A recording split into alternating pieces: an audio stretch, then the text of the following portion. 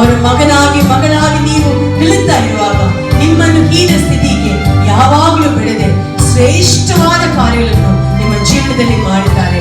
ಶ್ರೇಷ್ಠವಾದ ಸ್ಥಳದಲ್ಲಿ ನಿಮ್ಮನ್ನು ನಿಲ್ಲಿಸಿದ್ದಾರೆ. ನಂಬಿರಿ, ದೇವರು ನಿಮಗೆ ಸಾಲ, ಸಂಕಟಗಳು, ಸಮಸ್ಯೆಗಳು ಇವುಗಳೆಲ್ಲದನ್ನು ಬಿಡಿಸಿ ಶ್ರೇಷ್ಠವಾದ ಸ್ಥಳದಲ್ಲಿ ನಿಲ್ಲಿಸಿದ್ದಾರೆ.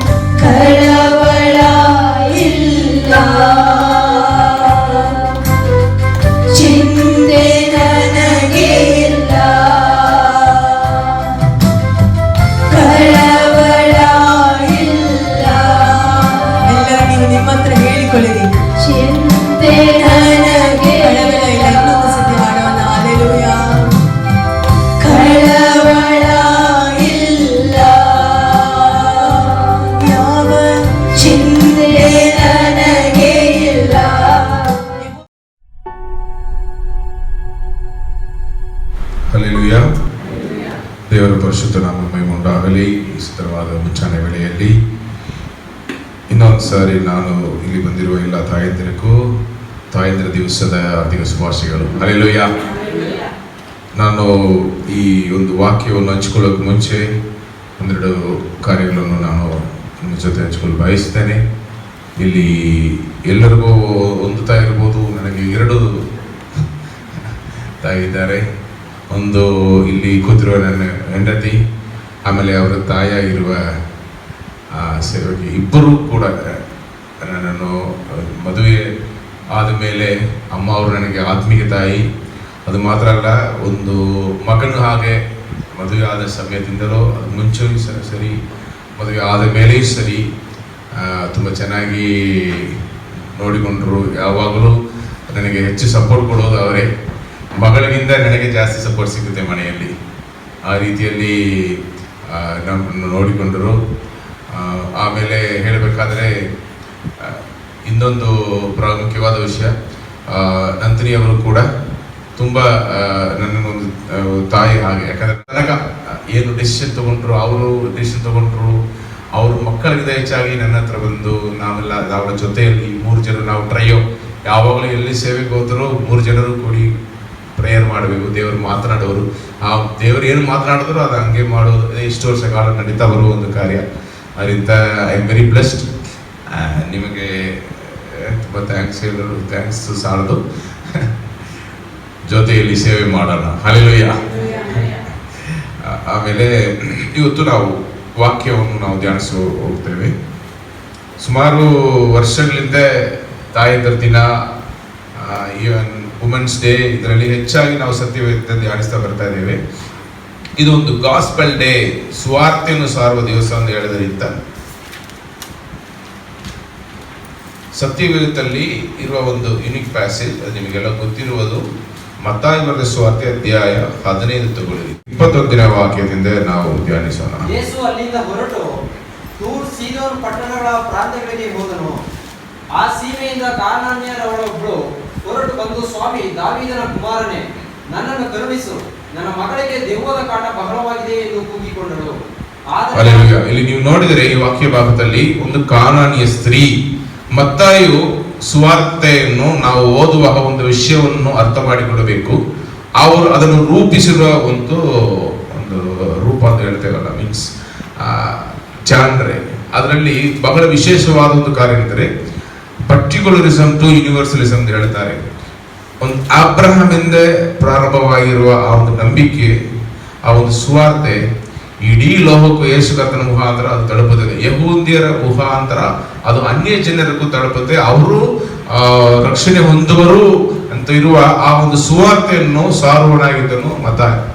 ಸೊ ಹಾಗೆ ಇರುವಾಗ ನೀವು ಬರೀ ಯಹೂದಿಯರು ಮಾತ್ರ ಅಲ್ಲ, ಇಡೀ ಲೋಕದಲ್ಲಿರುವ ಎಲ್ಲರಿಗೂ ಸುವಾರ್ತೆ ಸಾರಪಡೋದು, ಎಲ್ಲರೂ ರಕ್ಷಣೆ ಹೊಂದಬೇಕು. ಅದಕ್ಕೋಸ್ಕರನೇ ಯೇಸು ಕರ್ತನು ಈ ಲೋಕಕ್ಕೆ ಎಳೆದು ಬರ್ತಿರುವ ಸುವಾರ್ತೆಯನ್ನು ಅವನು ಮತ್ತಾಯು ಬರೆದಿರುವ ಸುವಾರ್ತೆಯನ್ನು ನಾವು ಹಲವಾರು ಸ್ಥಳಗಳಲ್ಲಿ ನೋಡಬಹುದು. ಕೊನೆಯ ವಾಕ್ಯದಲ್ಲಿ ಕೂಡ, ಕೊನೆಯ ಭಾಗದಲ್ಲಿ ಕೂಡ ನಾವು ಅದನ್ನು ನೋಡಬಹುದು. ಇರುವಾಗ ಇಲ್ಲಿ ಅವನು ತುಂಬಾ ಸ್ಪಷ್ಟವಾಗಿ, ಮಿಕ್ಕ ಇರುವ ಸ್ಥಳಗಳಲ್ಲಿ ಸಿರೋಫಿನೆನ್ಷಿಯನ್ ವುಮನ್ ಎಂದು ಬರುತ್ತೆ, ಬಟ್ ಇವನು ಅದನ್ನು ಸ್ಪಷ್ಟವಾಗಿ ಅದು ಅನ್ಯ ಸ್ತ್ರೀ, ಕಾನಾನಿಯ ಸ್ತ್ರೀ ಎಂದು ಬರುವಾಗ ಅದು ಹೇಗಾಗುತ್ತದೆ, ಅನ್ಯ ಸ್ತ್ರೀ, ಯಹೂದ್ಯರ ಅಲ್ಲದ ಸ್ತ್ರೀ ಎಂದು ಅವನು ಅದನ್ನು ಸ್ಪಷ್ಟಪಡಿಸ್ತಾನೆ. ಅದನ್ನು ತಿರುಗ ಹೋದಮ್ಮ ಯೇಸು ಅಲ್ಲಿಂದ ಹೊರಟು ಯಾವಾಗಲೂ ಯೇಸು ಕರ್ತನು ಎಲ್ಲಿ ಸೇವೆ ಮಾಡ್ತಾ ಇದ್ರು, ಗ್ಯಾಲಿಲಿಯ, ಆಮೇಲೆ ಜೆರುಸಲೇಮ್, ಸಮಾರ್ಯ ನಾವು ನೋಡುತ್ತೇವೆ. ಇವತ್ತು ಅವರು ಆ ಸ್ಥಳಗಳನ್ನು ಬಿಟ್ಟು ದೂರ ಸೀದೋನ್ ಎಲ್ಲಿ ಇರುವ ಒಂದು ಸ್ಥಳ, ಎಲ್ಲಿ ಇರುವ ಒಂದು ಸ್ಥಳ ಗೊತ್ತಾ? ಹಳೆಯ ನಿಯಮದಲ್ಲಿ ನೀವು ನೋಡಿದರೆ ಎಲ್ಲಿಯಾದ್ರು? ಆ ಸ್ಥಳದ ಹೆಸರು ಏನು? ಸೀದೋನ್. ಸೊ ಇರುವಾಗ ಅಲ್ಲಿ ಹೆಚ್ಚಾಗಿ ಇರುವ ವಿಗ್ರಹಾರಾಧನೆಯು ಅನ್ಯ ಜನರು ಬದುಕ್ತಾ ಇದ್ದ ಸ್ಥಳದಲ್ಲಿ ಯೇಸು ಕರ್ತನು ಅದನ್ನು ಏನ್ ಮಾಡ್ತಾರೆ, ಅಲ್ಲಿ ಸುವಾರ್ತೆಯನ್ನು ಸಾರ್ತಾರೆ. ಅಲ್ಲಿ ಸಾರ್ತಾ ಇರುವಾಗ ಅಲ್ಲಿ ಒಬ್ಬ ಸ್ತ್ರೀ ಬರ್ತಾಳೆ, ಕಾನಾನಿಯ ಸ್ತ್ರೀಯೊಬ್ಬಳು ಹೊರಟು ಬಂದು, ಸ್ವಾಮಿ ದಾವೀದನ ಕುಮಾರನೇ, ನನ್ನನ್ನು ಕರುಣಿಸು. ಇದರಲ್ಲಿ ನಾವು ಗಮನ ಕೊಡಬೇಕಾದ ಕಾರ್ಯಗಳು. ಅವಳು ಕರೆಯುವ ರೀತಿ, ಅವಳು ಯಾರು, ಅವಳು ಏನು ಕೇಳಿದಳು, ಅವಳು ಯಾರಿಗೋಸ್ಕರ ಬಂದರು ಇದನ್ನು ನೋಡಿದರೆ ತನ್ನ ಮಗಳಿಗೋಸ್ಕರ. ತನ್ನ ಮಗಳು ಯಾವುದು ಪರಿಸ್ಥಿತಿಯಲ್ಲಿ ಇದ್ದಳು? ದೆವ್ವದ ಕಾಟ. ಎಷ್ಟು ಜನರು ದೆವ್ವದ ಕಾಟದಲ್ಲಿ ಆ ಬಂಧನದಲ್ಲಿ ಇರೋವನ್ನು ನೀವು ನೋಡಿದಿರಿ?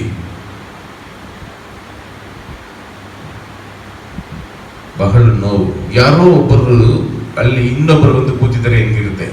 ಅವರು ಕಂಟ್ರೋಲ್ಲೆಸ್ ಆಗಿ ಬಿಡ್ತಾರೆ, ಅವರಿಗೆ ಕಂಟ್ರೋಲ್ ಇಲ್ಲ, ಅವರು ತನ್ನನ್ನು ನಿಯಂತ್ರಿಸೋದಿಲ್ಲ. ಅವರನ್ನು ಕಂಪ್ಲೀಟ್ ಆಗಿ ಕಂಟ್ರೋಲ್ ಮಾಡೋದು ಯಾರು? ಆ ಒಂದು ದೆವ್ವ. ಅದು ಒಳಗಡೆ ಇದ್ಕೊಂಡು ಮಾತನಾಡೋದು, ಕಿರಿಚಾಡುವುದು, ಅವರನ್ನು ಈ ಕಡೆ ಆ ಕಡೆ ಉರುಳಿಸಿ ಆ ನೋವನ್ನು ಕೊಟ್ಟು ಬೆಂಕಿಯಲ್ಲಿ ತಳ್ಳುವುದು, ನೀರಲ್ಲಿ ತಳ್ಳುವುದು, ಈ ರೀತಿಯಲ್ಲಿ ಪರಿಶಾರಿ ಕೆಟ್ಟ ಮಾತುಗಳಾಡೋದು, ಕೆಲವು ಸರಿ ಬಟ್ಟೆಗಳನ್ನು ಅರಿತುಕೊಳ್ಳೋದು, ಈ ಥರ ಎಲ್ಲ ಮಾಡೋದು, ಹೊಡೆದುಕೊಳ್ಳೋದು, ಕಲ್ಲಿಂದ ಹೊಡೆದುಕೊಳ್ಳೋದು, ಕಣ್ಣೀರು ಬಿಡ್ತಾ ಇರೋದು, ಯಾವಾಗ ಕಿರಿಚಾಡ್ತಾ ಆ ಮನೆಯಲ್ಲಿ ಯಾರು ಜೊತೆಯಲ್ಲಿ ಇರೋಕ್ಕಾಗಲ್ಲ. ಯಾಕಂದ್ರೆ ಅದು ಅವಳನ್ನು ಸಾಯಿಸೋದಕ್ಕೆ ಬಂದಿರ್ಬೋದು. ಸ್ವಲ್ಪ ಕಾಲದಲ್ಲಿ ಏನಾಗಿಬಿಡ್ತಾಳೆ, ಸತ್ತೋಗ್ಬಿಡ್ತಾಳೆ, ತಿಂದ್ಬಿಡ್ತೇವೆ. ಇರುವ ಆ ಒಂದು ಪರಿಸ್ಥಿತಿ, ಏನೋ ಒಂದು ರೋಗ ಬರುತ್ತೆ. ಕೆಲವು ದೆವ್ವಗಳು ಊಟನೇ ಮಾಡಲ್ಲ. ಇಲ್ಲಿ ಕೂಡ ಒಬ್ರು ಕರ್ಕೊಂಡು ಊಟ ಮಾಡೋದೇ ಇಲ್ಲ, ಊಟ ಕೊಟ್ರೆ ತಿನ್ನೋದೇ ಇಲ್ಲ. ಆಮೇಲೆ ಹೋಗಿ ಮನೆಯಲ್ಲಿ ಹೋಗಿ ಪ್ರಾರ್ಥನೆ ಮಾಡಿಬಿಟ್ಟು ಬಂದ ಮೇಲೆ ಚೆನ್ನಾಗಿ ಊಟ ಮಾಡೋದಕ್ಕೆ ಪ್ರಾರಂಭಿಸ್ತರು. ನಿಜಾನೇ, ದೆವ್ವ ಕಾಟ ಅದು. ಕೆಲವೊಂದು ಜನರು ಊಟ ಮಾಡ್ತಾನೆ ಇರೋರು, ಇನ್ನೊಂದು ಗ್ರೂಪ್ ಏನ್ ಮಾಡ್ತದೆ, ಊಟನೇ ತಿನ್ನಲ್ಲ. ಈಗೆಲ್ಲ ಡಿಫ್ರೆಂಟ್ ಇದರಲ್ಲಿ ಬರುತ್ತೆ. ಮನೆಯಲ್ಲಿ ಜೊತೆಯಲ್ಲಿ ಇರೋರಿಗೆ ತುಂಬಾ ಕಷ್ಟ. ಹತ್ತಿರ ಮನೆಯಲ್ಲಿ ಇರೋರು ಕೂಡ ತುಂಬಾ ಅವರನ್ನು ಏನ್ ಮಾಡ್ತಾರೆ, ಅಪ್ಪ ಈ ಮನೆಯಲ್ಲಿ ಎಷ್ಟು ಸಮಸ್ಯೆಗಳು, ಹಂಗೆ ನಮ್ಮನ್ನು ಒಂಥರ ನೋಡುವರು, ಹೊರಗಡೆಲ್ಲ ಮಾತನಾಡುವರು. ಈ ಸ್ತ್ರೀ ಈ ಮಗಳನ್ನು ಎಲ್ಲ ಕಡೆಗೂ ಕರ್ಕೊಂಡು ಹೋಗಿ ಅಲ್ಲಿ ಇರುವ ಪೂಜಾರಿಗಳ ಕೈಯಲ್ಲೆಲ್ಲ ಬಿಡುಗಡೆ ಮಾಡಿಸೋದಕ್ಕೆ ಪ್ರಯತ್ನ ಮಾಡಿದಳು. ಆದರೂ ಅದು ಏನೂ ಆಗಿಲ್ಲ. ಅಲ್ಲಿ ಆ ಕಾಲದಲ್ಲಿ ಯೇಸು ಕರ್ತನ ಕಾಲದಲ್ಲಿ ಯಾವುದೇ ರೀತಿಯ ದೇವರುಗಳು ಇದ್ದರೂ ಗೊತ್ತಿಲ್ಲ. ಬಟ್ ಎಲಿಯನ ಕಾಲದಲ್ಲಿ ಬಾಳನ ಆರಾಧನೆ ಇದ್ದುದನ್ನು, ಅಸುರದ ಆರಾಧನೆ ಇದ್ದುದನ್ನು ನಾವು ನೋಡುತ್ತೇವೆ. ಇರುವಾಗ ಇವಳು ಎಷ್ಟೋ ಪ್ರಯತ್ನ ಮಾಡಿದರು, ಅವಳಿಗೆ ಬಿಡುಗಡೆ ಸಿಕ್ಕಿಲ್ಲ. ಇವಳು ಇವತ್ತು ಯಾರ ಬಳಿಗೆ ಬರ್ತಾಳೆ? ಯೇಸುವಿನ ಬಳಿಗೆ ಬರ್ತಾಳೆ. ಇವಳು ಹೆಂಗೆ ಗೊತ್ತಾಯಿತು? ಆ ಎಲ್ಲಾ ಸ್ಥಳದಲ್ಲಿಯೂ ಪ್ರಸಿದ್ಧಿ ಹೊಂದಿದವರು ನಮ್ಮ ರಕ್ಷಕನಾದ ಯೇಸು. ಇವರು ಎಲ್ಲೆಲ್ಲ ಹೋಗ್ತಾರೋ ಅಲ್ಲಿ ಸುವಾರ್ತೆಯನ್ನು ಸಾರುತ್ತಾರೆ. ಬೇರೆ ರೋಗಿಗಳು ವಾಸಿಯಾಗುತ್ತಾರೆ, ದೈವ ಕಾಟದಲ್ಲಿ ಇರುವವರಿಗೆ ಬಿಡುಗಡೆ ಉಂಟಾಗುತ್ತದೆ.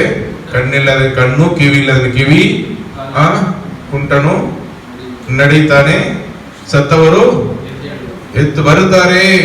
ಸುವಾರ್ತೆ ಸಾರಲ್ಪಡೋದು ಅವಳು ಕಿವಿಗೆ ಹೋಯಿತು. ಇವತ್ತು ಅವಳು ನಂಬಿಕೆ ಇಟ್ಟು, ಅವಳು ಇಟ್ಟ ನಂಬಿಕೆಗಳು, ಅವಳು ಯಾವ್ದು ದೇವರುಗಳ ಮೇಲೆ ಇಟ್ಟರು ಅದೆಲ್ಲ ಹೋಯಿತು. ಇವತ್ತು ಯೇಸು ಕರ್ತನ ಮೇಲೆ ನಂಬಿಕೆ ಇಟ್ಟು ಒಂದು ತಾಯಿಯಾಗಿ ಅವಳಲ್ಲಿ ಇದ್ದ ನೋವು, ತನ್ನ ಮಗಳು ಈ ಪರಿಸ್ಥಿತಿಯಲ್ಲಿ ಇದ್ದಾಳೆ ಅಲ್ಲ ಇರುವಾಗ ಯೇಸು ಕರ್ತನ ಮೇಲೆ ನಂಬಿಕೆ ಇಟ್ಟು ಯೇಸು ಕರ್ತನ ಹುಡುಕಿ ಬರುತ್ತಾಳೆ. ಆಮೇಲೆ ಅವಳು ಕರೆಯುವ ಒಂದು ರೀತಿ ಇದೆ, ದಾವೀದನ ಕುಮಾರನೇ. ದಾವೀದನ ಕುಮಾರನೇ ಅಂದ್ರೆ ಏನು? ಏನರ್ಥ? ಸನ್ ಆಫ್ ಡೇವಿಡ್ ಅಷ್ಟೇನಾ?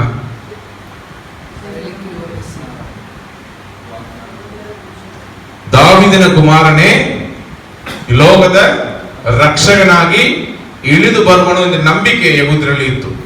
ಹಲ್ಲೆಲೂಯಾ. ಅವರೇ ಮೆಸ್ಸಿಯನಾಗಿ ರಕ್ಷಕನಾಗಿ ಇಳಿದು ಬರುವುದು ನಂಬಿಕೆ ಇತ್ತು. ಎಲ್ಲರೂ ಯೇಸು ಕರ್ತನನ್ನು ನೋಡುವಾಗ ಬೋಧಕನೇ ಎಂದು ಕರೆದರು. ನಿಜವಾದ ನಂಬಿಕೆ ಇರುವವರು, ಇವರೇ ನಿಜವಾದ ರಕ್ಷಕನು ಎಂದು ಅರ್ಥ ಮಾಡಿಕೊಂಡವರು ಮಾತ್ರ ಯೇಸು ಕರ್ತನು ಯಾವುದೇ ರೀತಿಯಲ್ಲಿ ಕರೆದರು? ದಾವೀದನ ಕುಮಾರನೇ. ಇನ್ನೊಬ್ಬನು ಕರೆದನು. ನೀವು ಹೇಳಿರಿ ಯಾರು? ಕುರುಡನಾಗಿದ್ದ ಬಾರ್ತಿಮೇಯ. ಸೊ ಅವನ ನಂಬಿಕೆ ಏನು ಅಂತ ನೋಡಿದ್ರೆ, ರಕ್ಷಕನೇ ನನ್ನನ್ನು ರಕ್ಷಿಸು. ಆ ರೀತಿಯಲ್ಲಿ ಇವಳು ಅದೇ ರೀತಿಯಲ್ಲಿ ಕರೀತಾರೆ ಸ್ವಾಮಿ. ಸ್ವಾಮಿ ಅಂದ್ರೆ ಏನು? ಸ್ವಾಮಿ ಅಂದ್ರೆ ಏನು ಹೇಳಿರಿ? ಹೌದಾ? ಸ್ವಾಮಿ ಅಂದ್ರೆ ಯಾರನ್ನು ಕರೀತಾರೆ ನಾವು? ಯಜಮಾನನು, ಒಡೆಯನು. ನಾವು ಯಾರ ಕಡೆ ಕೆಲಸ ಮಾಡ್ತಾರೋ, ನಮ್ಮನ್ನು ಯಾರು ಆಳ್ವಿಕೆ ಮಾಡ್ತಾರೋ ಅವರೇ ನಮ್ಮ ಒಡೆಯನಾಗಿರುತ್ತಾರೆ. ಇಲ್ಲಿ ಅವರು ಕರೀತಾಳೆ ಸ್ವಾಮಿ ದಾವೀದನ ಕುಮಾರನೇ. ಒಂದೊಂದು ಪದದಲ್ಲಿ ಅರ್ಥವನ್ನು ನೀವು ನೋಡಿರಿ. ನನ್ನನ್ನು ಕರುಣಿಸು. ದೇವರು ಎಂತವರು? ಕರುಣಿಸುವ ದೇವರು, ಕರುಣೆಯುಳ್ಳ ದೇವರಾಗಿದ್ದಾರೆ, ಪ್ರೀತಿ ತುಂಬಿದ ದೇವರಾಗಿದ್ದಾರೆ, ಪ್ರೀತಿ ಸ್ವರೂಪಿಯಾಗಿರುವ ದೇವರಾಗಿದ್ದಾರೆ. ನನ್ನ ಮಗಳಿಗೆ ದೆವ್ವದ ಕಾಟ ಬಹಳವಾಗಿದೆ ಎಂದು ಕೂಗಿಕೊಂಡಳು. ಸುಮ್ಮನೆ ಬಾಯಲ್ಲಿ ಅವಳು ಕೇಳಿಲ್ಲ, ಅವಳು ಕೂಗಿಕೊಂಡಳು. ಕ್ರೈಯಿಂಗ್ ಅಂತ ಇಂಗ್ಲಿಷ್ ಅಲ್ಲಿ ನೋಡ್ತೇವೆ. ನೋವಲ್ಲಿ, ಈ ಪರಿಸ್ಥಿತಿಯಲ್ಲಿ ಇದ್ದೇನೆ, ಎಲ್ಲೋದ್ರೂ ನನಗೆ ಬಿಡುಗಡೆ ಸಿಕ್ಕಿಲ್ಲ, ನೀವೇ ದಾವೀದನ ಕುಮಾರನು, ನೀವೇ ಈ ಲೋಕದ ರಕ್ಷಕನು, ಇಳಿದು ಬಂದಿರುವ ರಕ್ಷಕನು, ಕರುಣೆಯುಳ್ಳ ದೇವರೆಂದು ನಿಮ್ಮ ಬಗ್ಗೆ ಮಾತನಾಡ್ತಾರೆ. ನೀವು ನನಗೆ ಕರುಣೆಯನ್ನು ತೋರಿಸಬೇಕು ಎಂದು ಅವಳು ಅಲ್ಲಿ ಕೂಗಿದಳು ಎಂದು ನಾವು ನೋಡ್ತೇವೆ. ಹಲ್ಲೆಲೂಯಾ. ಯೇಸು ಕರ್ತನು ಏನು ಉತ್ತರ ಕೊಟ್ಟರು? ಆದರೆ ಆತನು ಆಕೆಗೆ ಏನೂ ಉತ್ತರ ಕೊಡಲಿಲ್ಲ. ಆಗ ಆತನ ಶಿಷ್ಯರು ಬಂದು, ನಮ್ಮ ಹಿಂದೆ ಕೂಗಿಕೊಂಡು ಬರ್ತಾಳೆ, ಆಕೆಯನ್ನು ಕಳಿಸಿಬಿಡು ಎಂದು ಆತನನ್ನು ಬೇಡಿಕೊಂಡರು. ಅದಕ್ಕೆ ಆತನು, ತಪ್ಪಿಸಿಕೊಂಡ ಕುರಿಗಳಂತಿರುವ ಇಸ್ರಾಯೇಲಿನ ಮನೆತನದವರ ಬಳಿಗೆ ಹೊರತು ಮತ್ತಾರ ಬಳಿಗೂ ನಾನು ಕಳುಹಿಸಲ್ಪಟ್ಟವನಲ್ಲ ಅಂದನು. ಯೇಸು ಕರ್ತನು ಒಂದು ವಿಶೇಷವಾದ ಒಂದು ಕಾರ್ಯವನ್ನು ಅವರಿಗೆ ತಿಳಿಸ್ತಾರೆ. ಯಹೂದಿಯರಿಗೆ ಇದ್ದ ನಂಬಿಕೆ, ಮೆಸ್ಸಿಯನು ಇಳಿದು ಬಂದು ಅನ್ಯ ಜನರ ಕೈಯಿಂದ, ಯಾಕಂದ್ರೆ ಅನ್ಯ ಜನರ ಅವರ ವಿರೋಧಿಗಳು, ವೈರಿಗಳು, ಅನ್ಯ ಜನರ ಕೈಯಿಂದ ಅಂದ್ರೆ ರೋಮಾ ಬರದವರು ಅವರ ಮೇಲೆ ಆಳ್ವಿಕೆ ಮಾಡ್ತಾ ಇದ್ದರು.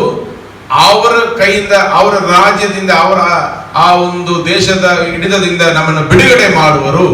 ಅವರು ತನ್ನ ಸ್ವಂತ ರಾಜ್ಯವನ್ನು ಸ್ಥಾಪಿಸಿ ನಮ್ಮ ಮೇಲೆ ಆಳ್ವಿಕೆ ಮಾಡುವರು, ಅನ್ಯ ಜನರೆಲ್ಲ ನಾಶವಾಗುವರು. ಇದೇ ಅವರಿಗೆ ನಂಬಿಕೆ. ಅವರು ಯೇಸು ಕರ್ತನು ಈ ಲೋಕಕ್ಕೆ ಇಳಿದು ಬರುವುದಕ್ಕೆ ಸರಿಯಾದ ಕಾರಣ ಅವರಿಗೆ ಅರ್ಥವಾಗಲಿಲ್ಲ. ಅವರು ಮೊದಲನೇದಾಗಿ ಪಾಪವನ್ನು, ಶಾಪವನ್ನು, ಮನುಷ್ಯನ ಮೇಲೆ ಇದ್ದ ನಿತ್ಯ ಮರಣವನ್ನು, ಆ ಬೇರನ್ನು ಕಿತ್ತು ಅದನ್ನು ಏನ್ ಮಾಡೋದು, ತೆಗೆದುಹಾಕೋದಕ್ಕೆ ಅವರು ಬಂದಿದ್ದಾರೆ. ಇದು ಅರ್ಥವಾಗದೆ ಅವರು ಯೇಸು ಕರ್ತನು ಬಂದರೆ, ಲೋಕಕ್ಕೆ ಮೆಸ್ಸಿಯನು ರಕ್ಷಕನು ಇಳಿದು ಬಂದರೆ ಅವರು ನಮ್ಮನ್ನು ಕಾಪಾಡುವರು, ಅನ್ಯರನ್ನು ಏನು ಮಾಡುವರು, ನಾಶ ಮಾಡುವರು ಎಂದು ಅವರು ಅರ್ಥ ಮಾಡಿಕೊಂಡದರಿಂದ ಅವಳ ಹಿಂದೆ ಒಂದು ಕೂದು ಕಾನಾನಿಯ ಸ್ತ್ರೀ ಜೊತೆಯಲ್ಲಿ ಇದ್ದ ಎಲ್ಲ ಶಿಷ್ಯರು ಯಹೂದ್ಯರಾಗಿದ್ದರಿಂದ ಅವ್ರು ಹೇಳಿದರು, ಅವಳು ತೊಂದರೆ ಮಾಡ್ತಾಳೆ, ಅವ್ರನ್ನು ಕಳಿಸಿ ಬಿಡು ಎಂದು ಹೇಳ್ತಾನೆ. ಆಗ ಆಕೆ ಬಂದು ಅವನಿಗೆ ಅಡ್ಡ ಬಿದ್ದು, ಸ್ವಾಮಿ ನನಗೆ ಅನುಗ್ರಹ ಮಾಡಬೇಕು ಅಂದಳು. ಮೊದಲನೇದಾಗಿ ಯೇಸು ಕರ್ತನು ಏನು ಹೇಳಿದರು? ಇಸ್ರೇಲ್ ಹೌದಮ್ಮ, ತಪ್ಪಿಸಿಕೊಂಡ ಕುರಿಗಳಂತಿರುವ ಇಸ್ರೇಲ್ ಮನೆತನದವರ ಬಳಿಗೆ ಹೊರತು ಮತ್ತಾರ ಬಳಿಗೂ ನಾನು ಕಳುಹಿಸಲ್ಪಟ್ಟವನಲ್ಲ ಅಂತನು. ಅವಳು ಹೋಗಿಬಿಟ್ಲ. ಒಂದು ತಾಯಿ ಅವಳು ಮಗು ಈ ರೀತಿಯಲ್ಲಿ ಪರಿಸ್ಥಿತಿ ಇದ್ದಾರೆ, ಇವರ ಕೈಯಲ್ಲಿ ಬಿಡುಗಡೆ ಇದೆ ಎಂದು ಗೊತ್ತು, ಇವರ ಕೈಯಲ್ಲಿ ಖಂಡಿತವಾಗಿ ಅವಳಿಗೆ ಬಿಡುಗಡೆ ಉಂಟಾಗುತ್ತದೆ ಎಂದು ಗೊತ್ತು. ಹಾಗೆ ಇರುವಾಗ ನಾವು ಅವ್ರ ಪಾದದಲ್ಲಿ ಬಿತ್ತು ಇನ್ನು ನಾವು ನಮ್ಮನ್ನು ತಗ್ಗಿಸಿಕೊಳ್ಳೋಣ ಎಂದು ಅವಳು ಏನ್ ಮಾಡ್ತಾಳೆ, ತನ್ನನ್ನು ತಗ್ಗಿಸಿಕೊಳ್ತಾಳೆ. ಏನ್ ಹೇಳಿದಳು? ಆತನಿಗೆ ಅಡ್ಡ ಬಿತ್ತು. ಅವಳು ನಾವು ಅಂದ್ರೆ ಬೇರೆನಾ, ನೀವು ಬೇರೆನಾ, ಹಿಂಗೆ ಮಾಡ್ತೀರಾ? ಸುಮ್ಮನೆ ಬಿಡಲ್ಲ. ನಮ್ಮ ಏರಿಯಾ ಒಳಗಡೆ ಹೇಳ್ತಾ ಇದ್ದೀರಿ, ನಾನು ಇಲ್ಲಿ ಇರೋ ಗವರ್ನರ್ ಹೇಳಿದ್ರೆ ಎಲ್ಲರೂ ಹೊರಡಿಸ್ಬಿಡ್ತೇನೆ. ಅವಳಿಗೆ ಬಿಡುಗಡೆ ಬೇಕು, ಅವಳು ಮಗಳಿಗೆ ಬಿಡುಗಡೆ ಬೇಕು. ಒಂದು ತಾಯಾಗಿ ಅವಳಿಗೆ ಅಗಳ ನೋವು, ಅವಳ ಮಗಳನ್ನು ಅವಳು ಹೆಚ್ಚಾಗಿ ಪ್ರೀತಿ ಮಾಡಿದ್ರಿಂದ ಅವಳು ಅಲ್ಲಿ ತನ್ನನ್ನು ದೇವರ ಮುಂದೆ, ಕರ್ತನ ಮುಂದೆ ದಕ್ಕಿಸಿಕೊಂಡು ಅವಳು ಅಡ್ಡ ಬೀಳ್ತಾಳೆ. ಸ್ವಾಮಿ ನನಗೆ ಅನುಗ್ರಹ ಮಾಡಬೇಕು, ನನಗೆ ಸಹಾಯ ಮಾಡಬೇಕು ಅಂತಳು.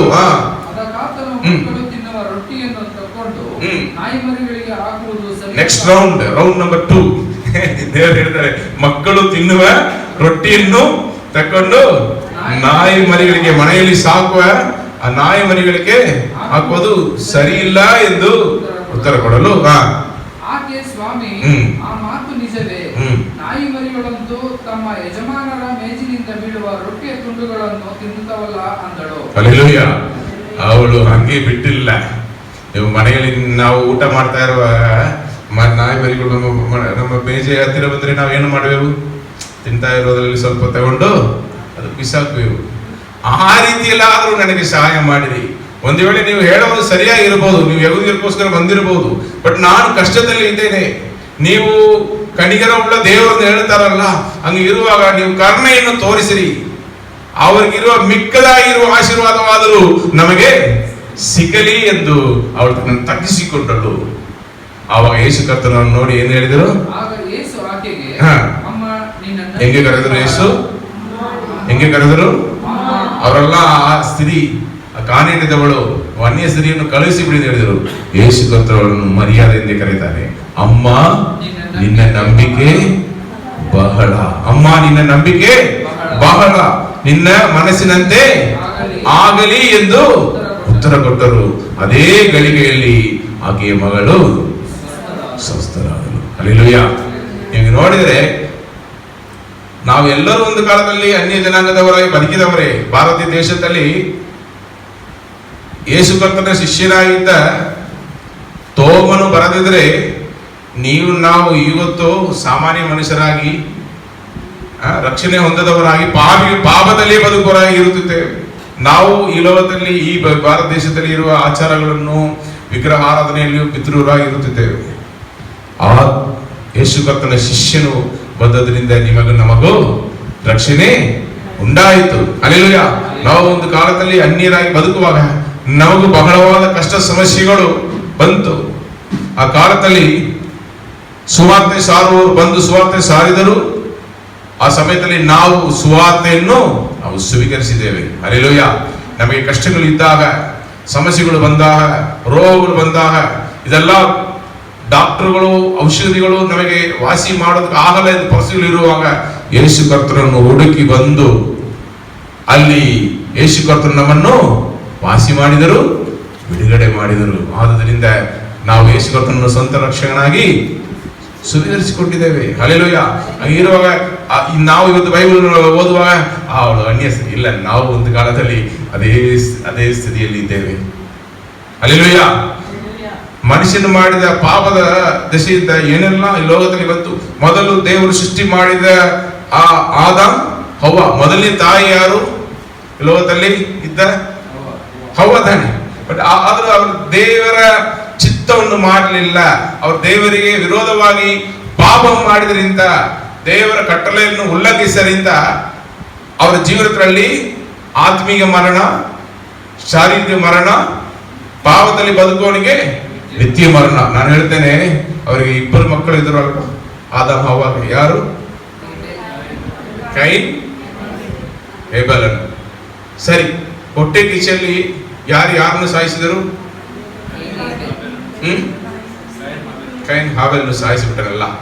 ಆ ಒಂದು ದಿವಸದಲ್ಲಿ ಹವ್ವ ಒಂದು ತಾಯಾಗಿ ಅವಳು ಎಷ್ಟು ಕಣ್ಣೀರು ಸುರಿಸಿರಬೇಕು, ನೀವು ಯೋಚನೆ ಮಾಡಿ. ನಾನು ಮುಂಚಾನೆ ಕೂತಿರುವಾಗ ಈ ಒಂದು ರಿವರ್ಸ್ ಆಗಿ ನಾನು ಥಿಂಕ್ ಮಾಡಿ ನೋಡಿದೆ. ಅದು ಬೈಬಲಲ್ಲಿ ಎಲ್ಲಿ ಇಲ್ಲ. ಬಟ್ ಅವನನ್ನು ಕಳ್ಕೊಂಡಾಗ ಅವಳ ತಾಯಿ ತಾನು ಮಾಡಿದ ಪಾಪ ಅವಳಿಗೆ ನೆನಪು ಬಂದಿರುತ್ತೆ. ನಾವು ಈ ಪಾಪವನ್ನು ಮಾಡದಿದ್ದರೆ ಈ ಒಂದು ಪರಿಸ್ಥಿತಿ ನನ್ನ ಮಗನಿಗೆ ಬರ್ತಿರಲಿಲ್ಲ. ಎಷ್ಟು ಕಣ್ಣೀರು ಬಿಟ್ಟಿರ್ತಾಳೆ. ನೀವು ನೋಡಿದ್ರೆ ಆ ಒಂದು ಆದಭಾವ ದೇವರ ಚಿತ್ತ ಮಾಡದಿದ್ದರಿಂದ ಅವರು ದೊಡ್ಡ ಜನಾಂಗಕ್ಕೆ ತಂದೆಯಾಗಿ ತಾಯಾಗಿ ಇಲ್ಲದೆ ಹೋದರು. ಆ ಒಂದು ಮಾನವ ಕುಲದ ಮೇಲೆ ದೇವರು ಕರುಣೆಯನ್ನು ಕೃಪೆಯನ್ನು ಇಟ್ಟದರಿಂದ ಅವರು ವಾಗ್ದಾನ ಕೊಟ್ಟಿದ್ದಾರೆ, ನಾನು ಈ ಲೋಕದ ರಕ್ಷಕನನ್ನು ತಂದು ರಕ್ಷಿಸುವೆನು ಎಂದು ಹೇಳಿದರು. ಆಮೇಲೆ ನೋಡಿದರೆ ಆ ವಂಶಾವಳಿಯಲ್ಲಿ ಈ ಮಾನವ ಕುಲದಲ್ಲಿ ದಾರಿ ತಪ್ಪಿ ಹೋದವರು ಹೆಚ್ಚಾಗಿದ್ದರು, ಒಂದು ಕಡೆ ದೇವರನ್ನು ಹುಡುಕುವವರು ಇದ್ದರು. ಅಲ್ಲೆಲ್ಲೂಯ್ಯ. ಸೇತಿನ ಕಾಲದಲ್ಲಿ ದೇವರನ್ನು ಹುಡುಕುವವರು ಇದ್ದರು, ಆರಾಧಿಸುವರು ಇದ್ದರು ಎಂದು ನಾವು ನೋಡುತ್ತೇವೆ. ನೋಹನು ಇದ್ದನು. ನೋಹನ ಕಾಲದಲ್ಲಿ ಜಲಪ್ರಳಯ ಮುಖಾಂತರ ದೇವರು ಪಾಪಿಗಳನ್ನು ಏನ್ ಮಾಡಿದರು, ಅಳಿಸಿಬಿಟ್ಟು ನೋಹನ ಕುಟುಂಬವನ್ನು ದೇವರು ಕಾಪಾಡುತ್ತಾರೆ. ಆ ನೋಹನ ಕುಟುಂಬದ ಆ ಒಂದು ವಂಶಾವಳಿಯಲ್ಲಿ ಬರುವವನೇ ಅಬ್ರಾಮ್. ಅಲ್ಲೆಲ್ಲೂಯ್ಯ. ಈ ಅಬ್ರಾಮ್ ಬಹಳ ವಿಶೇಷವಾದವನು. ಯಾಕೆಂದ್ರೆ ಮಗು ಇಲ್ಲದ ಅವನಿಗೆ, ಸಂತಾನ ಇಲ್ಲದ ಅವರಿಗೆ ದೇವರು ವಾಗ್ದಾನ ಕೊಡ್ತಾರೆ, ಅವನು ದೇವರನ್ನು ನಂಬುತ್ತಾನೆ. ನಂಬಿಕೆ ದೇವರ ನೀತಿ ಎಂದು ಎನ್ನಿಸ್ತಾರೆ. ಇಬ್ಬರಿಗೂ 70-75 ವಯಸ್ಸಲ್ಲಿ ವಾಗ್ದಾನ ಕೊಡ್ತಾರೆ. 100 ವಯಸ್ಸಲ್ಲಿ ಅವರಿಗೆ ಮಗು ಸಿಗುತ್ತೆ. ಅದು ತನಕ ಅವರು ದೇವರ ಮೇಲೆ ನಂಬಿಕೆ ಇಟ್ಟು ನಡೆದ್ರಂತ ನಾವು ನೋಡುತ್ತೇವೆ. ದೇವರು ಒಂದ್ಸಾರಿ ಇವರ ಜೊತೆಗೆ ಒಡಂಬಡಿಕೆಯನ್ನು ಮಾಡಿಸಿಕೊಳ್ಳುವಾಗ ಅವರ ಹೆಸರುಗಳನ್ನು ಬದಲಾಯಿಸ್ತಾರೆ.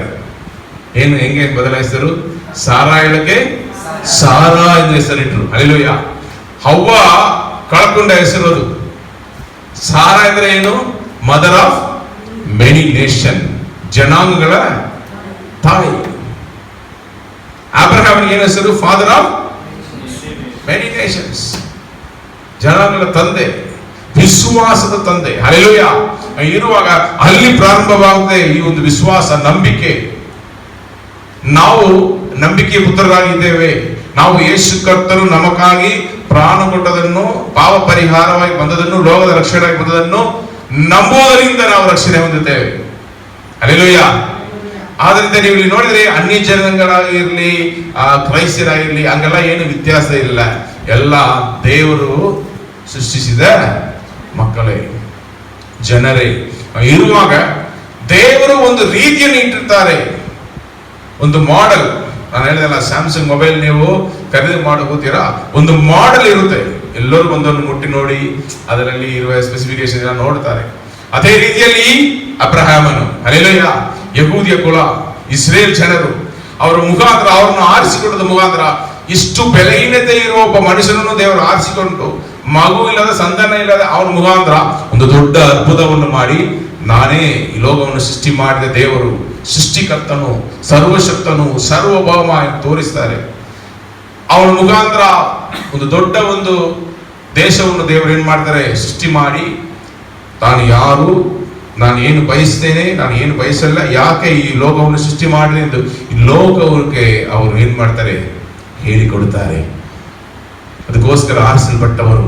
ಇದಕ್ಕೆ ನಂಬಿಕೆ ಬಹಳ ಪ್ರಾಮುಖ್ಯವಾದ ಒಂದು ಕಾರ್ಯವಾಗಿದೆ. ನಂಬಿಕೆ ಇಲ್ಲದೆ ನೀವು ಇಲ್ಲಿ ಕೂತಿರೋದಕ್ಕೆ ಆಗಲ್ಲ.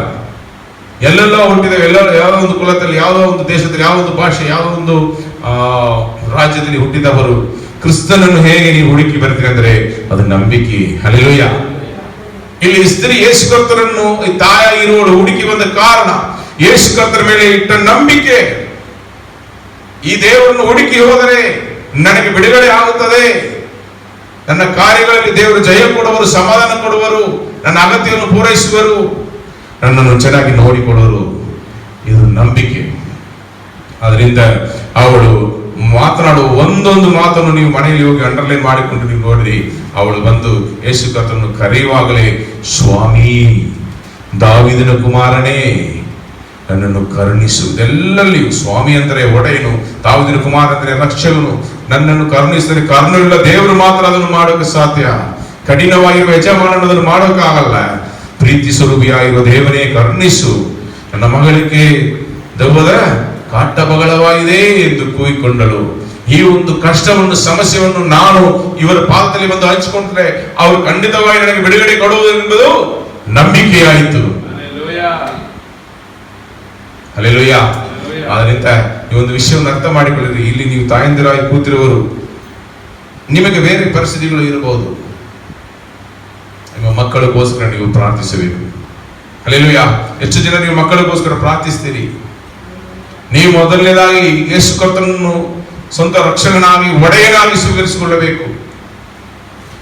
ಅವರು ನಿಮ್ಮನ್ನು ಆಳ್ವಿಕೆ ಮಾಡುವವರಾಗಿರಬೇಕು. ಮೊದಲನೇದಾಗಿ ಪೋಷಕರಾಗಿರುವ ನಾವು ದೇವರೊಂದಿಗೆ ನಡೆಯುವರಾಗಿರಬೇಕು, ಸಾಕ್ಷಿಗಳಾಗಿರಬೇಕು. ಹಲ್ಲೆಲೂಯಾ. ಹಂಗೆ ಇರುವಾಗ ನಮ್ಮ ಮಕ್ಕಳಿಗೋಸ್ಕರ ನಾವು ಬಂದು ಪ್ರಾರ್ಥಿಸುವಾಗ ದೇವರು ಖಂಡಿತವಾಗಿ ನಮ್ಮ ಮಕ್ಕಳ ಜೀವನದಲ್ಲಿ ದೊಡ್ಡ ದೊಡ್ಡ ಮಹತ್ವ ಕಾರ್ಯಗಳನ್ನು ಮಾಡುವರು. ಹಲ್ಲೆಲೂಯಾ. ಇದು ನಮಗೆ ಅನ್ಯ ಜನಾಂಗದವರು, ಬೇರೆ ಧರ್ಮದಲ್ಲಿ ಇದ್ದು ಬರುವವರೆಗೂ ನಾನು ಹೇಳಲು ಬಯಸ್ತೇನೆ, ನೀವು ಯೇಸು ಕರ್ತನನ್ನು ಅನ್ಯ ದೇವರಾಗಿ ನೋಡಬೇಡ್ರಿ. ಯಾಕಂದ್ರೆ ಲೋಕವನ್ನು ಸೃಷ್ಟಿ ಮಾಡಿದ ದೇವರು ಇವರು. ಹಲ್ಲೆಲೂಯಾ. ನಾನೇ ಮಾರ್ಗವು, ಸತ್ಯವು, ಜೀವವಾಗಿದ್ದೇನೆ. ನನ್ನನ್ನು ಹೊರತು ನೀವು ಯಾವ ದಾರಿಯಲ್ಲಿಯೂ ಪರಲೋಕ ರಾಜ್ಯದಲ್ಲಿ ಸೇರಲಾರಿ ಎಂದು ಅವರು ಹೇಳಿದವರು. ಹಲ್ಲೆಲೂಯಾ. ಹಾಗೆ ಇರುವಾಗ ಇವರು ಒಬ್ಬರೇ ದಾರಿ, ಇವರೊಬ್ಬರೇ ನಿಜವಾದ ದೇವರು, ಇವ್ರನ್ನ ತಿಳ್ಕೊಳ್ಳೋದೇ ಸತ್ಯ. ಹಲ್ಲೆಲೂಯಾ.